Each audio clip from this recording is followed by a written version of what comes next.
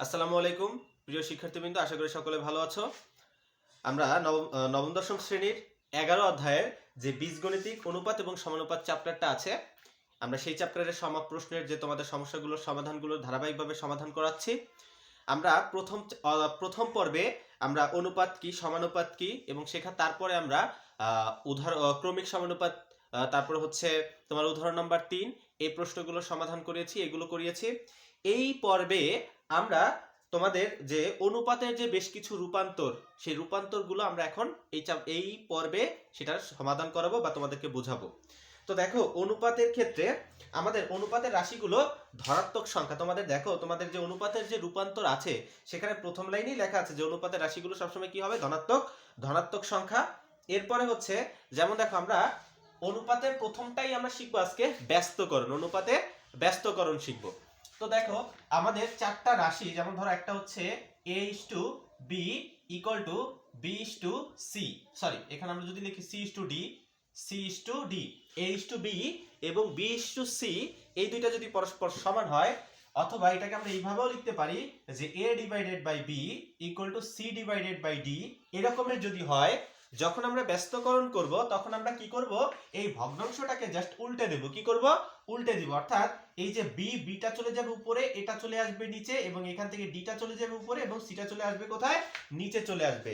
এটাই হচ্ছে আসলে আমাদের ব্যস্তকরণের ক্ষেত্রে আমরা কি করব, যে ভগ্নাংশটা যেটা থাকবে, অনুপাত যেটা থাকবে, সেটাকে আমরা উল্টে দিব। অর্থাৎ পূর্ব রাশিটাকে উত্তর রাশির কাছে নিয়ে যাব এবং উত্তর রাশিটাকে পূর্ব রাশির কাছে নিয়ে যাব। এই হচ্ছে তোমাদের ব্যস্তকরণের কথাবার্তা। এরপর হচ্ছে জাস্ট একান্তরকরণের বেলায় যদি আমরা আসি, একান্তরকরণ, খেয়াল করো, একান্তরকরণে হচ্ছে কি, এই জিনিসগুলো জাস্ট তোমাদের একটু জানতে হবে। একান্তরকরণ, যেমন ধরো এখানে আছে a/b = c/d, অর্থাৎ a/b = c/d, এমন যদি থাকে, তখন আমরা এটাকে একান্তরকরণ করে কি করতে পারি। দেখো, একান্তরকরণের বেলায় তোমরা কি করবা, এই যে নিচের এটা এখানে নিয়ে যেতে পারি, অর্থাৎ এই বিটাকে সি এর জায়গায় নিয়ে যাব এবং সিটাকে কি করব, আমরা এর জায়গায় নিয়ে আসবো। ঠিক আছে? তাহলে অর্থাৎ এখানে কি হবে, আমরা এটাকে লিখতে পারি a/c = b/d। এইভাবে আসলে আমরা এটাকে কি করতে পারি, একান্তরকরণ করতে পারি। অর্থাৎ এই রাশিটাকে এখানে নিয়ে যাব এবং এই রাশিটাকে আমরা এইখানে নিয়ে আসতে পারি। তো আশা করি তোমরা একান্তরকরণটাও বুঝতে পারছো। একান্তরকরণে কি করব, আমরা জাস্ট কি করতে পারি, এই কর্নারে এটা কোণাকুণি এটা সাইডটা চেঞ্জ করে দিব। এটা হচ্ছে আমাদের একান্তরকরণের ক্ষেত্রে। এরপর হচ্ছে দেখো, তোমরা যোজন এবং বিয়োজন, এই যোজন বিয়োজনটা very very very very important তোমাদের জন্য।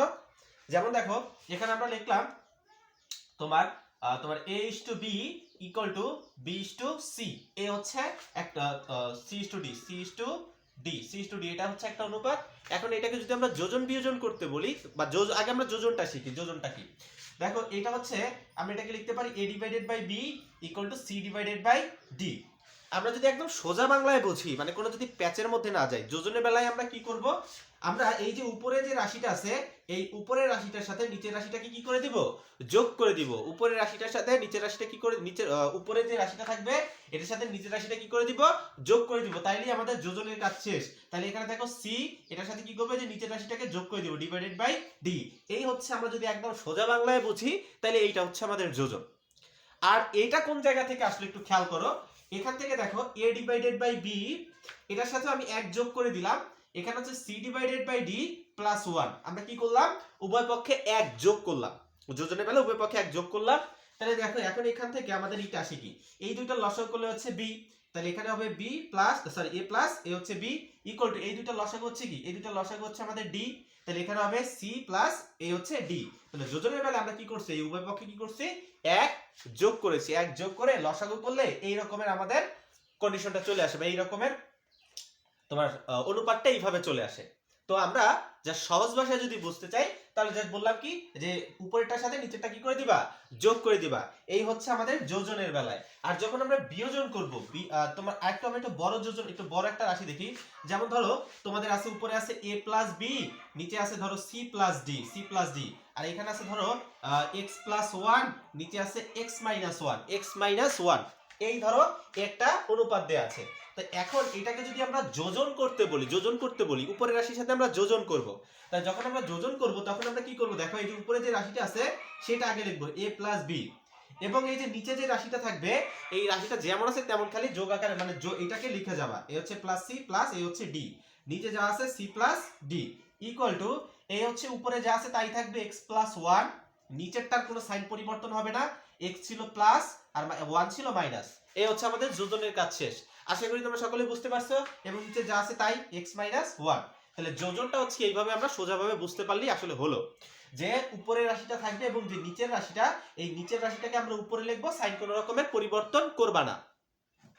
আমি যথাসম্ভব তোমাদের সহজভাবে করানোর চেষ্টা করতেছি, মানে ডিটেলস এর মধ্যে আমি যাচ্ছি না। তো এই হচ্ছে আমাদের যোজনের কথাবার্তা। এরপরে হচ্ছে আমি বিয়োজনের মধ্যে যদি আসি, বিয়োজনটা আসলে তো দেখো এখানে হচ্ছে a ডিভাইডেড বাই b, এখানে হচ্ছে c ডিভাইডেড বাই d, এই হচ্ছে আমাদের অনুপাতটা হচ্ছে এমন। তো দেখো আমরা যদি বিয়োজন করি, দেখো উভয় পক্ষে কি করলাম 1 মাইনাস করলাম, এই পাশে 1 মাইনাস, এই পাশে আমরা কি করলাম 1 মাইনাস করলাম।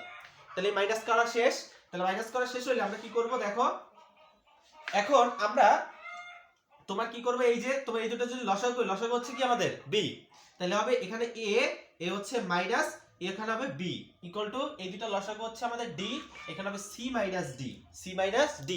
তার মানে এখানে আমরা উভয় পক্ষে কি করলাম -1 যোগ করলাম, -1 যোগ করলে যা পাবো সেটাই হচ্ছে আমাদের কি বিয়োজন। তো বিয়োজনের বেলা আমরা এত কথাবার্তা না করে আমরা কি করব দেখো, একদম মানে আমরা মাথায় রাখবো যখন বিয়োজন করব তখন উপরে করি বা নিচে, তোমার উপরে যদি আমরা বিয়োজন করি তখন এই যে উপরে যে রাশিটা থাকবে, এই যে উপরেরটা যেমন আছে তেমন লিখবো, নিচের যেটা থাকবে নিচেরটার সাইনটা চেঞ্জ করে দিবা, প্লাস থাকলে মাইনাস দিবা, মাইনাস থাকলে প্লাস দিবা বিয়োজনের বেলা। তাহলে এটা প্লাস ছিল, এটা মাইনাস বি হয়ে যাবে, আর নিচে যা আছে তাই। এখানে হচ্ছে C minus D divided by D, দেখো উপরেরটা যেমন আছে তেমন, নিচেরটা ছিল প্লাস ডি, এটার সাইনটা পরিবর্তন করে আমরা মাইনাস ডি বানিয়ে দিছি। তাহলে এই হচ্ছে আমাদের কথাবার্তা। তো এই হচ্ছে আমাদের যোজন এবং বিয়োজনের কথা। এখন যদি যোজন বিয়োজন আমাদের যদি পরীক্ষা হলে যদি যোজন বিয়োজন করা লাগে, এই যোজন বিয়োজনটা হচ্ছে বেশি ইম্পর্টেন্ট। তো দেখো এখানে আমরা লিখলাম a plus B divided by A হচ্ছে সি প্লাস ডি, অথবা তোমার সি মাইনাস, এখানে লিখলাম ধরো C minus D equal to, এখানে লিখলাম 2a প্লাস বি, এখানে লিখলাম 2a মাইনাস সি, এই লিখলাম। এই হচ্ছে আমাদের একটা তোমার এই অনুপাতটা দেয়া আছে এইভাবে। তো এই ক্ষেত্রে আমরা এটাকে যোজন বিয়োজন যদি করি, তো যোজন বিয়োজনটা আসলে আমরা কি করব দেখো, আমি তোমাদের বলছি যখন আমরা যোজন করব, যোজনের বেলায় এই সাইনের কোনো মানে প্রথমে আগে উপরেরটা লিখবা a প্লাস বি, নিচেরটার সাইনের কোনো পরিবর্তন হবে না। তাহলে এটা প্লাস সি ছিল, এটা প্লাস সি হবে, এটা মাইনাস ডি ছিল, এটা মাইনাস ডি হবে। তা আশা করি বুঝতে পেরেছি। এরপরে দেখো যখন এই পাশে আমরা একটু যোজন করে ফেলি, তাহলে এখানে উপরেরটা আগে লিখবো 2a প্লাস বি, নিচেরটা হচ্ছে কত 2a মাইনাস সি, এটা সাইনটা পাল্টে ফেলবা, এটা প্লাস 2a ছিল, এটা মাইনাস 2a হবে, এটা মাইনাস সি ছিল, এটা প্লাস সি হয়ে যাবে। এই হচ্ছে যোজনের আমি যোজন করতেছি, ভুল করছি ভাই, তাহলে এটা সাইনের কোনো পরিবর্তন হবে না, প্লাস 2a, এটা মাইনাস সি ছিল, এটা মাইনাস সি হবে, তাহলে যোজনের বেলা সাইনের কোনো পরিবর্তন হবে না। তো এরপরে আসি আমরা বিয়োজনের বেলায়, বিয়োজন করব। তো যখন বিয়োজন করব তখন দেখো নিচে আমরা বিয়োজন করতেছি, নিচে বিয়োজন করব, তাহলে এই যে উপরের রাশিটা আগে লিখবা a প্লাস বি, এবং এই যে নিচে যে রাশিটা থাকবে এটার সাইনটা পরিবর্তন করে ফেলো, প্রত্যেকটা পদের সাইন পাল্টায় ফেলবা। এটা ছিল মাই প্লাস, এটা হবে মাইনাস সি, এটা ছিল মাইনাস, এটা হবে প্লাস ডি। এরপর দেখো এখানে যদি বিয়োজন করি, আগে উপরের রাশিটা লিখবা, উপরের রাশিটা হচ্ছে আমাদের 2a প্লাস বি, এবং যে নিচের রাশিটার প্রত্যেকটা পদের সাইন পাল্টায় ফেলবা। এটা ছিল প্লাস 2a, এটা হবে মাইনাস 2a, এটা ছিল মাইনাস সি, এটা হবে আমাদের প্লাস সি। এই হচ্ছে তোমাদের যোজন বিয়োজনের কাজ। এই যোজন বিয়োজনটা তোমাদের কিন্তু ভালোভাবে শিখতে হবে। আমি আবারও একবার তোমাদের জন্য রিপিট করতেছি, যোজন বিয়োজনটা আসলে কিভাবে করবা। যে প্রথম হচ্ছে এই যে উপরের রাশিটা লিখবা, যোজনের বেলায় সাইনের কোনো পরিবর্তন হবে না, এটা যেমন আছে তেমন থাকবে, এটা প্লাস সি মাইনাস ডি। যখন বিয়োজন করবা তখন এই উপরের রাশিটাকে আগে লিখবা, তাহলে a প্লাস বি আমরা আগে লিখছি, এবং যে নিচের যে রাশিটা, এই নিচের রাশির প্রত্যেকটা পদের মান, প্রত্যেকটা পদের সাইন পরিবর্তন হয়ে যাবে। এটা প্লাস সি ছিল, এটা মাইনাস সি হবে, এটা মাইনাস ডি ছিল, এটা প্লাস ডি হবে। আশা করি তোমরা সকলেই এই যোজন বিয়োজনটা বুঝতে পেরেছো। তাহলে এই হচ্ছে আমাদের যোজন বিয়োজন। তো এরপরে হচ্ছে আমরা এই চ্যাপ্টারে আর একটা অঙ্ক এখন সমাধান করব। তো দেখো এখানে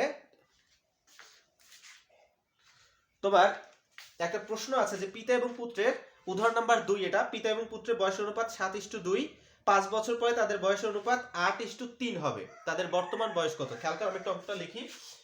তোমার ওটা হচ্ছে উদাহরণ নাম্বার 2। উদাহরণ নাম্বার 2, পিতা ও পুত্রের বর্তমান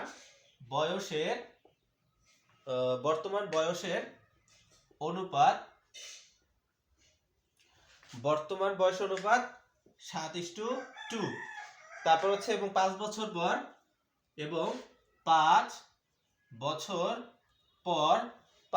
পর তাদের বয়সের অনুপাত 8:3 হবে।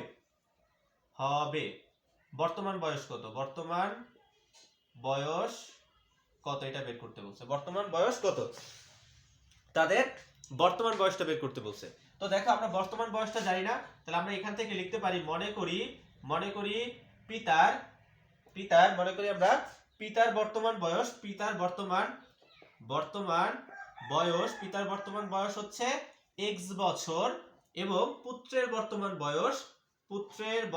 বয়স এটা হচ্ছে আমরা ধরলাম y বছর। আশা করি এই পর্যন্ত বুঝতে পেরেছো। এখন আমাদের দেয়া আছে বর্তমান বয়সের অনুপাত হচ্ছে 7:2। তাহলে আমরা লিখতে পারি প্রথম শর্ত মতে দেখো পিতা এবং পুত্রের বয়সের অনুপাত 7:2। তাহলে অর্থাৎ এই যে পিতার বয়স এটা হচ্ছে পুত্রের বয়স, অর্থাৎ x:y, অর্থাৎ পিতা এবং পুত্রের বয়সের অনুপাত হচ্ছে কত? 7:2। পিতা এবং পুত্রের বর্তমান বয়সের অনুপাত 7:2 কত? 2। তাহলে এটাকে আমরা এইভাবে লিখতে পারি x/y = 7/2। এখান থেকে যদি আমরা x এর মানটা রেখে দেই তাহলে y টা এই পাশে গুণ আকারে চলে যাবে। তাহলে এখানে কি হবে? 7y/2। আমি x টাকে রেখে দিলাম, y টা এই পাশে কর্নারে নিয়ে গেলাম, গুণ আকার উপরে নিয়ে গেলাম। তাহলে এখানে হবে x = 7y/2। এই হচ্ছে আমাদের 1 নাম্বার সমীকরণ। এটাকে আমরা 1 নাম্বার সমীকরণ দিয়ে রাখতে পারি। তো আশা করি তোমরা এই সকলে এই পর্যন্ত বুঝতে পেরেছো। আবার দ্বিতীয় শর্ত মতে খেয়াল করো, দ্বিতীয় শর্ত মতে কি বলছে? যে 5 বছর পরে তাদের বয়সের অনুপাত হবে 8:3। 5 বছর পরে তাদের বয়সের অনুপাত হবে 8:3। তাহলে খেয়াল করো 5 বছর পরে তাদের পিতার বয়সও 5 বছর বাড়বে, পুত্রের বয়সও কত বছর বাড়বে? 5 বছর বাড়বে। তাহলে আমরা লিখতে পারি তোমার দ্বিতীয় শর্ত মতে যেহেতু 5 বছর পরে তাদের বয়সের অনুপাত, তাহলে 5 বছর পরে পিতার বয়স হবে কত? x + 5 বছর এবং 5 বছর পরে পুত্রের বয়স হবে কত? y + 5 বছর এবং তাদের বয়সের অনুপাতটা হবে 8:3। ঠিক আছে, এই হচ্ছে তাদের বয়সের অনুপাত। এটা হচ্ছে আমাদের দ্বিতীয় শর্ত মতে। দেখো x ছিল বর্তমান বয়স, 5 বছর পরে তার বয়স বাড়বে, তাহলে x + 5 এটা হচ্ছে পিতার বয়স। 5 বছর পরে পুত্রের বয়স হবে কত? y + 5 বছর। এই মাঝখানে ভাগ দ্বারা তাদের বয়সের অনুপাতটা প্রকাশ করা হয়েছে। এখানে আমাদের কত হবে? 8/3, অর্থাৎ তাদের অনুপাতটা দেওয়া হচ্ছে কত? 8:3। তাহলে আমরা 8:3 এইভাবে লিখলাম।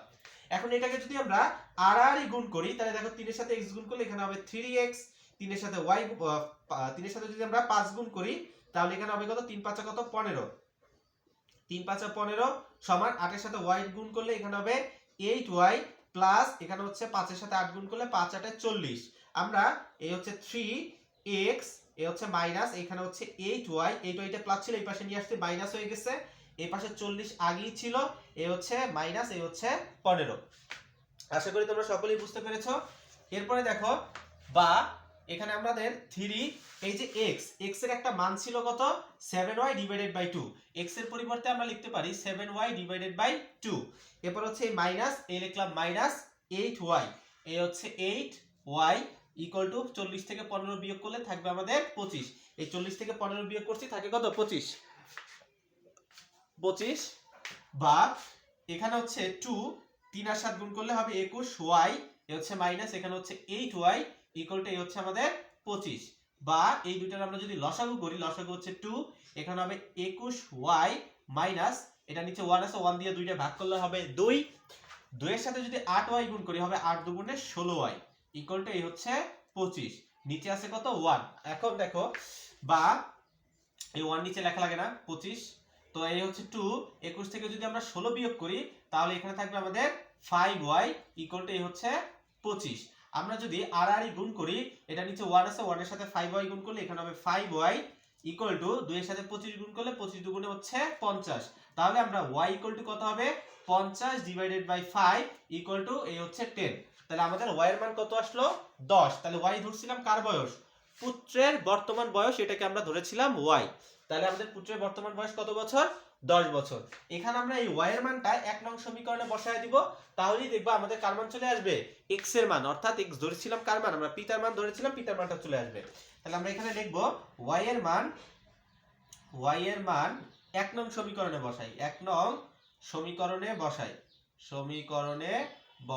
তাহলে 1 নং সমীকরণটা কি ছিল, x equal to 7y divided by 2 সমান, এখানে হচ্ছে 7 ইনটু y এর মান বের হয়েছে কত আমাদের 10 ডিভাইডেড বাই 2, 10 2 দিয়া 10 কে যদি আমরা ভাগ করি এখানে হবে কত 5, 5 এর সাথে 7 গুণ করলে এখানে হবে 5 7 35 বছর। তাহলে আমাদের দেখো y ধরেছিলাম, সরি এটা ছিল x, হ্যাঁ x এ হচ্ছে আমাদের 35 এবং y এর মান চলে এসেছে কত 10। y ধরেছিলাম আমরা পুত্রের বয়সটা এবং x ধরেছিলাম কার বয়স, পিতার বয়স। তাহলে আমরা এখন বলতে পারি যে পুত্রের বয়স হচ্ছে 10 বছর এবং পিতার বয়স হচ্ছে কত বছর 35 বছর। আশা করি তোমরা সকলেই এই উদাহরণ নাম্বার যে 2, এই উদাহরণ নাম্বার 2টাও বুঝতে পেরেছো। তো এই পর্বে আমাদের উদাহরণ নাম্বার 2 পর্যন্তই থাকবে। আমরা পরের যে পর্ব আছে সেই পর্বে আমরা তোমাদের যে 4 5 6 এই অঙ্কগুলো সমাধান করাবো। তোমরা সকলেই আমাদের সাথে থাকবে। যারা এই চ্যানেলটা এখনো সাবস্ক্রাইব করোনি সাবস্ক্রাইব করে নিবে। ধন্যবাদ সকলকে।